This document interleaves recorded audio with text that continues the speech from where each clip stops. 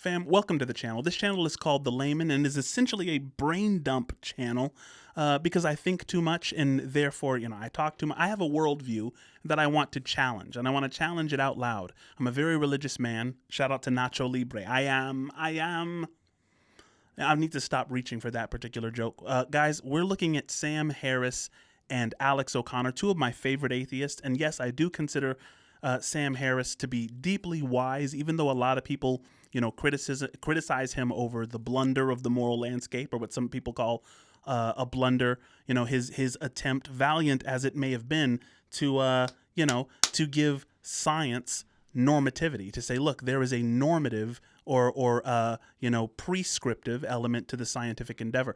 A lot of people think that he failed with that, and Alex O'Connor takes him to task. But this time, we're looking at a question: why should you care about others? And let's take a look at their interaction and comment. Guys, subscribe, like, share if you're into this kind of content. I deeply appreciate it. Without any further ado, let's get started. Why should I care about someone else's well-being? Now, you do talk about this. I think this is in this might be in the moral landscape, or it might be from your reply to the critics on the moral landscape, where you say, if we're not able to perfectly reconcile the tension between personal and collective well-being, there is still no reason to think that they are generally in opposition. Most boats will surely rise with the same tide. It's not at all difficult to envision the global changes that would improve life for everyone. We would all be better off in a world where we devoted few of our resources to preparing to kill one another. I think that the question, why should you care about others, or, if we say, should you care about others, it's answered in the affirmative by any ethical system that I can think of. I mean, the consequentialist would say that would obviously cause the greatest flourishing. The deontologist, would say that you have either a perfect or imperfect duty to care for others, given the state of the world, if that rule were universalized. The virtue ethicist would say, yes, you should care for the world because looking inward, the type of person that you would be if you focused on your own virtues would be a person with an astounding amount of care, likely more care than you have for the world right now. And so, I think even the ethical egoist, like Ayn Rand, for instance, would say that it's egocentrically rational to care for others ultimately. And I think that's certainly true, that in many, if not most circumstances, raising the tide for everyone is going to be good for me. But the example you've just given, for example, everyone's better off in a world where we devoted fewer of our resources to preparing to kill one another. It's not better for everyone. It's not better for the people who are profiting from selling weapons to each other. I disagree. Alex just said, and correct me if I'm wrong in the comments, but I think he just said, that Sam is suggesting that if all of us, behaved in these benevolent ways toward other people, that rising tide would kind of lift all ships. And Alex is saying, well, what if somebody's a weapons dealer? Well, I mean, if someone's a weapons dealer, it would still be better if they weren't. If someone profits off of the dehumanization of others, then I would say that they're out of integrity. And being low integrity, it's not trivial. It means that, integrity from the word integer, meaning intact, right? You're not operating at cross purposes. Your rational self is not at odds with your biological or cultural self. And, having your meaning-making machinery, your biological, cultural, and rational self, having those things out of alignment is not without consequence. It could have physical consequences. And so I think that it would be better for the weapons dealer not to be the weapons dealer. For example, and suppose you spoke to one of those people and said, look, if we became more anti-war as a world population, the tide rises for everyone, well, except for you, because you're going to essentially be put out of a job, but it's just a sacrifice you're going to have to make, morally speaking. And if they ask you to justify why there's any moral truth at all, you do it with reference to them putting their hand on a stove and them having this sort of feeling that there are ways that are better than not for them. They're going to say, well, hold on, how does that map onto other people? Yeah, well, so, the first answer to your question, why should you care about other people is really prior to the question, you can just notice that you do, Mhm. right? That like this is your default mode if you're not a psychopath. I like that caveat from Sam, or the introduction to what he's about to say there, because it's important to give at least a nod to like what's naturally occurring. What happens if we just leave people alone? We are, by definition, um, associative, right? We associative behaviors. We are collective. We want to connect. We want to behave in participatory ways. And there's a reason why that is, because so much of what's good in life is born of your entanglement with other people. I mean, we're deeply social creatures, and if you're going to go live in a cave, well, then the conversation might change a little bit. I mean, a moral solitude is its own thing, and we can talk about that. But given that most of us have to and want to interact with other people, I think we will find most of the time that we actually want to interact with people who are not miserable, right? We don't want desperate, miserable people crowding our door. We want people who are And it's not just that we don't want desperate and miserable people, or desperation and misery. Let's say we don't. There's a reason we don't want that to spread, which goes deeper than our subjective preferences. I like Sam Harris's idea about hell. I mean, he doesn't say hell. He says the worst possible misery for everyone, which is what always has been meant by hell. And Sam makes an amazing point that it is not logically impossible for that future to be visited upon us, where everyone is experiencing the worst possible misery. And I think Jordan Peterson kind of eked it out during his conversation with Sam Harris, that we ought to do everything that we can to inch us away from that final destination, right?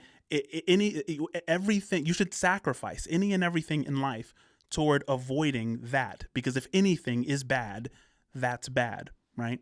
filled with joy and creative energy and have good things to say and interesting things to say. They have the disposable wealth and time so as to do beautiful things that we appreciate. Like when you open Netflix, you want to see good shows, not terrible shows. At least you want to see some shows, and that presupposes the people who have the free time and energy to make shows, right? Because you want to be entertained by happy people, and you can see how far this extends, and it extends all the way into horizons that are fairly utopian that we have not yet experienced, but we know must be possible on some level. Yeah. Now, to say there are going to be trade-offs along the way, there will be, but the arms manufacturer has a variety of skills that apply to things other than arms, one must presume, and that person, if he's not a psychopath, could presumably be convinced that he will be happier in a world with sufficient job retraining.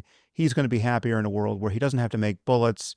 He can make some analogous technology that happy people use for happy reasons. It's right? conceivable that that's not the case, right? Like it's conceivable that there's just someone who actually just enjoys war. Like but then those okay, so yeah, it's conceivable that somebody enjoys war, but I think that's beside the point, right?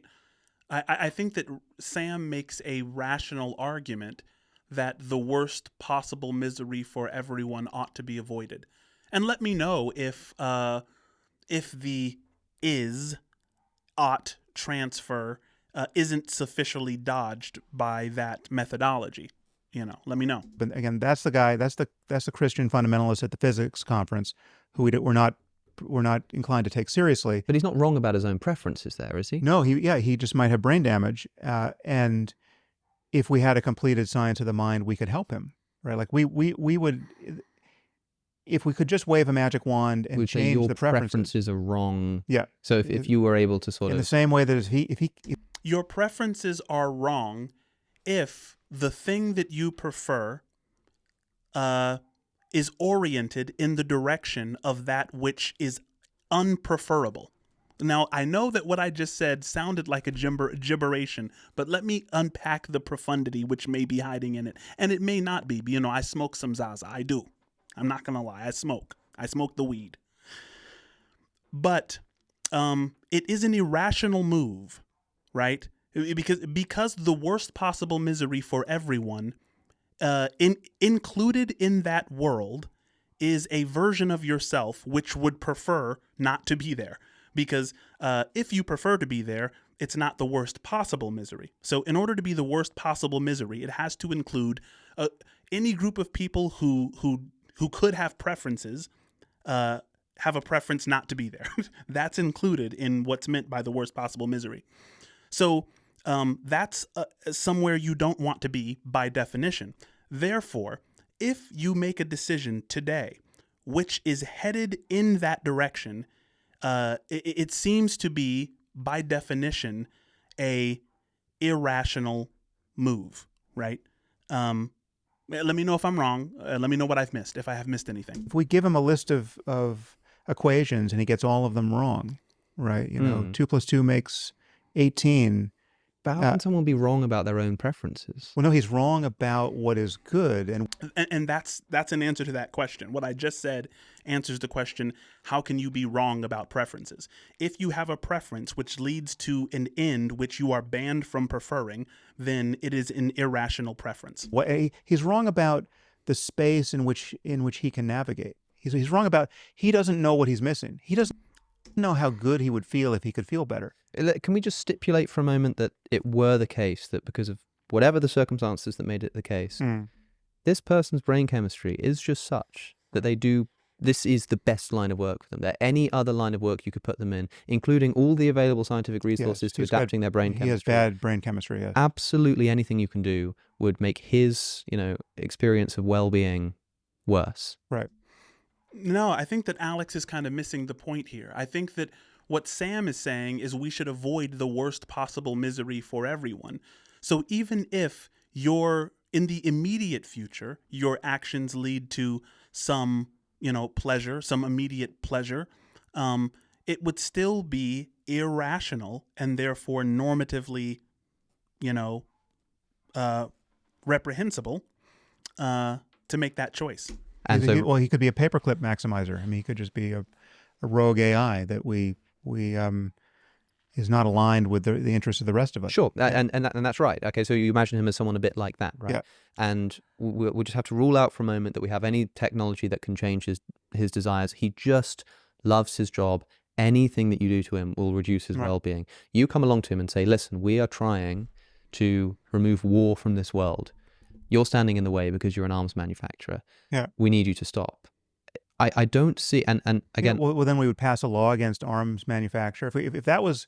I mean, we do this all the time. If someone is sufficiently indigestible... Yeah, but he's not asking you how you would stop this person. He's asking, is it morally wrong? From the society's point of view with respect to what they want out of life. We just brute force it. We just say, we just put them in a room and lock the door, right? But is he wrong? Right. See, he's not trying to say, how would you stop him? He's trying to ask, is that guy wrong to have a preference for war? And not only my previous answer to that question, I deeply believe that Plato was right when he assumed that we have a rational self, which is interested in the truth over the lie. We have a cultural self, which is interested in pride over shame. And we have a biological self, which is interested in pleasure over pain.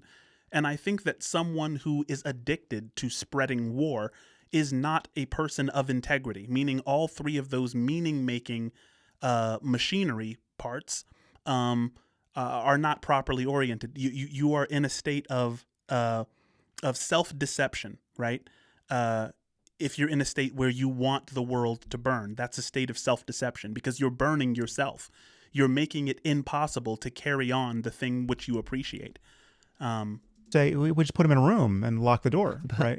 But is he wrong about anything? Well, he might be. He could be right about everything. So it's possible for one person to be right and for all of us to be wrong. I'll grant you that. So he could be a lone moral genius who understands that if we just blow a few more things up, well, I'm not talking about him being right about the state of the world, but just right about the fact that his own well-being will be maximized by staying in that job. And we've stipulated that in this case, that is actually the case. How can we say that he's doing anything immoral? I mean, maybe we can't, but we lock him up anyway. Well, no, we can say that he's making the world of conscious beings beyond him, worse off than they would otherwise be. Yeah, he's taking us to hell. He's leading us in the direction of the worst possible misery. And that includes himself. Because he keeps manufacturing dangerous technology. But he right? actually doesn't care, and I'm going to stipulate is right not to care because he's Well, elderly and any potential, societal benefit. Right, but his not caring is temporary. He's making a world, especially if you see him as a way of being as opposed to just a human being. We haven't even gotten to metaphysics yet. Benefits in terms of what shows end up on Netflix are going to take Right. long enough to be cashed in that he's going to be dead. Right. Well, yeah. So from his point of view, he doesn't, given the nature of his mind, there's certain experiences he doesn't have, he doesn't know about, and he doesn't want to have or know about, and so he's again cognitively closed to much of some of the most beautiful spots on the moral landscape that are probably fairly close to where he is. He just can't see them. Right. He's in the fog of his own, monomaniacal interest in making arms. Now, you can make that as rewarding as you want, but it would still be better if he had such a mind so as to find his reward in other ways that were compatible with the rewards that the rest of us find. And if it's objectively better, meaning if it's an objective fact that if he were to stop making weapons, the greatest possible flourishing would be faster or more easily realized through his behaviors. If that's the case, then he's morally obligated to do so. Right? Maybe So- that's true, but in this circumstance, that option just isn't available yeah, to us. and We so don't have the technology. There's a reason why we still have some bullets that we shoot people like this, And- we imprison them. But we also then can't really say that he's doing anything immoral. Well, it's immoral when viewed from above. Sure. Yeah, okay. So there are two ways in which it's wrong. Like, I mean, the simplest, the simplest reduction of what it means for something to be moral is that there is something one ought to do, right? Ethics is all about the is-ought distinction, the difference between what is and what ought to be. And so I think I could give an answer to why the arms dealer ought to do something different. Or immoral, or less good than it could be. When viewed from above, when you view all conscious minds that could possibly be affected by what's happening, we can see that things are not as good as they would otherwise be, right? Good as measured by preferences or how people are disposed to navigate, people taking their hands off of hot stoves. But even within his own mind, it is true to say that he doesn't know what he's missing. Like if we could give him if we had a more complete technology and we can give him a football helmet that could tune in any conscious state available to a human mind, right? And and we could 10 million different conscious states that he could just have a device, and he's stuck on the arms manufacturer bliss state, but we could switch him over to the I love all human beings as myself Jesus state, right? He would almost certainly prefer millions of other states to the one he's currently stuck on. Sure. And I want to understand Sam's point here. I'm sorry, I have to rewind just a bit. so and we could technology, and we can give him a football helmet that could tune in any conscious state available to a human mind, right? And and we could 10 million different conscious states that he could just have a device, and he's stuck on the arms manufacturer bliss state, but we could switch him over to the I love all human beings as myself Jesus state, right? He would almost certainly prefer millions of other states to the one he's currently stuck on. Sure. And again, and that's not even admitting the fact that in a truly completed science of the mind, we could change the synaptic weights that lead to his preferences. Yeah, right? but I think there's a straightforward response to both of those cases, the individual and the sort of God's eye view.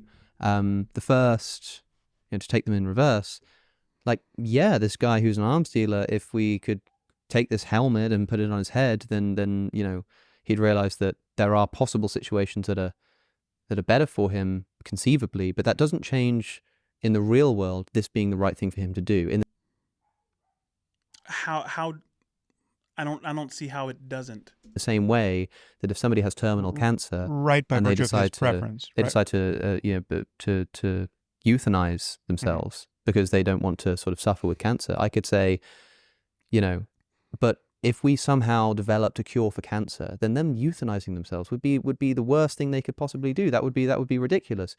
And yeah, that's true. But because that technology doesn't exist, that's a different analogy, though. I mean, because I'm very charitable toward euthanasia. In those of cases, course. But you see what I'm saying? That like that's the right decision given the practical circumstance you're in, and you can hypothesize that if we invent this technology which changes the situation, well, it just changes the fact that he's now he's able to see what he's missing. You know what? I think I'm seeing what Alex is saying. Like, Alex is saying that everyone might be trying to cause the greatest possible flourishing, but everyone's trying to do that in their own way, even the arms dealer. That no one is truly in touch with the ought not as they're doing what they think they ought to do given their circumstance. And he's right. They just kind of make excuses, right? And so, from Alex's point of view, it may be the case that everyone's right because everyone is doing what they think they ought to be doing, given their backgrounds, their traumas, what they understand, and that our idea of what they ought to do is merely based on our past and our circumstances and what we understand. That's crazy that was right under my nose and I'm just now catching it, if that is what he's suggesting. it's the situation. Well, it just changes the fact that he's now he's able to see what he's missing. So he can't see what he's missing. But I'm simply saying that given the kind of mind he has, he is stuck. And he doesn't, and given the kind of mind he has, he doesn't care that he's stuck. So what you're pointing out to me is there's a failure of persuasion. There's nothing I can say to him that's going to convince him that he's wrong. I'm not, because I realize why that would be a problem. I'm not quite saying you wouldn't be able to convince him that he's wrong. I'm saying you wouldn't be able to say that he is wrong. Well, I'm saying that I can say that he's missing something, right? So in the same way that, but to translate this back into arithmetic or logic, I really don't understand why Sam is having a problem saying that he's wrong. And hopefully you're beyond like knowing, like, please feel free to comment if you understand why you couldn't tell the man that he's wrong in a way that satisfies Alex, right? Wrong just means you ought not do it. And you ought not do it is just synonymous with calling it bad. And if anything is bad, it's the worst possible misery for everyone. So you should not do, by proxy, things which lead to that outcome. Things which bring the world nearer to that outcome are by definition bad, because the worst possible misery for everyone is the superlative which gives the comparative term bad meaning. It's like we've got a guy alone in a room who keeps adding up 2 + 2 making 3. Yeah. And and that feels right to him. Mm-hmm. And that's the way he sees it. And so the warm feels we get when we add it up to 4, right? It's the only way we can add it up where we feel good. Otherwise something's wrong. And and we could put it into a circumstance where it really matters. Like if you're going to get on a plane and that plane's going to crash and it has a logical number of, bolts in the door, and you say, see, I put 2 here and I put 2 here, so I got 3 bolts, and I'm going to say, well, wait a minute, that's not what I'm not comfortable with what you just said. It's no, look, 2 and 2 makes 3. So we're good to go. No, I'm not getting on this plane until you start talking differently, right? That feeling of discomfort he feels in his room with anything other than 2 + 2 = 3. Okay, so you're talking about a guy who's got brain damage by my lights and by the lights of anyone else who's adequate to the conversation about math. Cool. I'm saying that when you're going to talk about human flourishing, right, or the flourishing of conscious systems very much like ourselves, even beyond ourselves, there's going to be a rational conversation we can have that's very much like the mathematical one, which again will also admit of wholesale changes that are fundamentally surprising, like in the same way that mathematics does. Like, so the analogy we could be using is to Euclidean geometry for whatever it was, 2,000 years, right? Like for 2,000 years, everyone's adding up the 3 corners of a triangle and getting 180 degrees, and they can't see it any other way. And then Riemann comes along and says, actually, we've put this on a curved surface, one way or the other, you're going to get more or less. Isn't that interesting? Okay.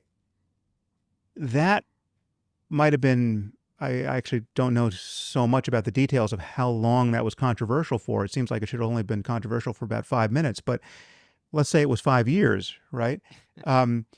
That's still, there's a few things to notice there. One is there's a bridge from, I mean, it's radically surprising. It's Guys, I'm thinking on a different level now. If we were at that worst possible misery for everyone point, if we were actually there, and all of us were experiencing the depths of suffering beyond which it was impossible to go,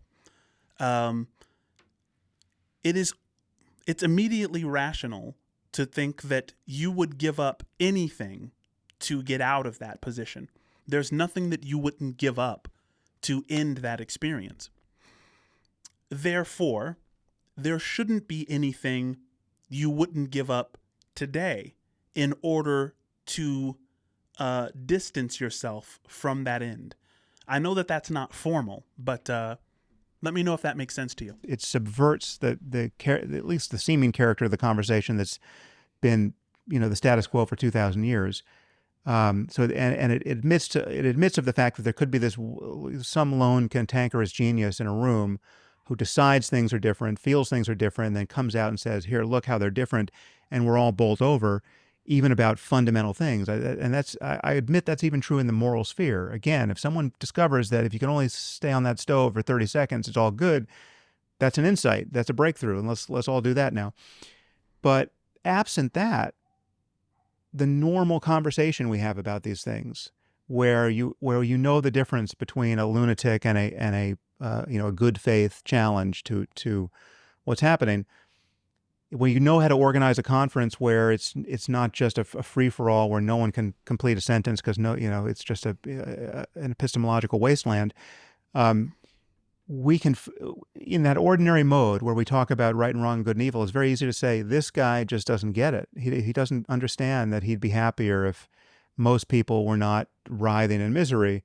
This is not someone we need to take seriously. In the same way that there are whole cultures we don't have to take seriously. The Taliban have nothing to offer us on the topic of morality. They don't have anything to offer us about science either, right? They're not the best at anything, right? And we as a culture can just, I mean, as arrogant as that sounds, we can broadcast that judgment, over everything they're doing, and then that actually leads to public policy. Or like, just how many acolytes of the Taliban do you want immigrating into your society at this moment? Not too many, by my lights, right? Given their commitments, cognitively and religiously above all. So I'm just saying, I mean, I just don't. It doesn't. It doesn't matter how weird a person you can show me, and prove that I can't persuade them. And there's still some place to stand where we can agree that they're missing something, and we're right, and we're right to say that about them.